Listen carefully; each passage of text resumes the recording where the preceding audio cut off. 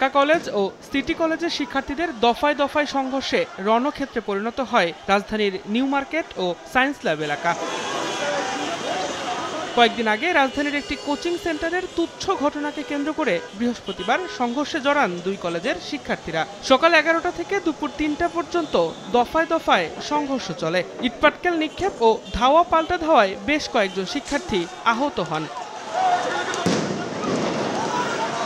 পরিস্থিতি নিয়ন্ত্রণে আনতে আইন শৃঙ্খলা বাহিনীর সদস্যরা শিক্ষার্থীদের একাধিকবার শান্ত করার আহ্বান জানালেও বারবার উত্তেজনা ছড়িয়ে পড়ে সায়েন্স ল্যাব ও নিউ মার্কেট এলাকা জুড়ে।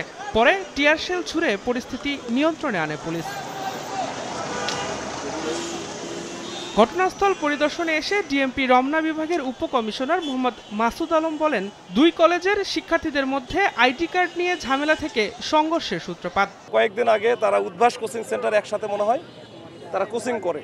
এখন ওইখানে কথা কাটাকাটির এক পর্যায়ে হয়তো বা একজন আরেকজনকে চরথাপ্পড় মারে বা ওই যে আইডি কার্ডগুলো নিয়ে নেয়। সকাল থেকে কেন এটা নতুন করে আবার এই উত্তেজনা তৈরি হলো আসলে আমরা এখনো জানি না। এর আগে আমরা বসেছিলাম যে কয়েকটা Dhaka college, city college, ideal কলেজের প্রিন্সিপালদের নিয়ে বসেছিলাম। আমরা প্রয়োজন হলে আবারও বসবো। এই গোড়ায় যদি ঠিক না করা যায় তাহলে হয়তো ভাই ছাত্রদের মধ্যে এই অবস্থানটা চলতে থাকবে। আহতদের ঢাকা মেডিকেল সহ আশপাশের বেশ কয়েকটি হাসপাতালে চিকিৎসা দেওয়া হচ্ছে বলেও জানিয়েছে পুলিশ। দিন মোহাম্মদ সাব্বির, সময় সংবাদ, ঢাকা।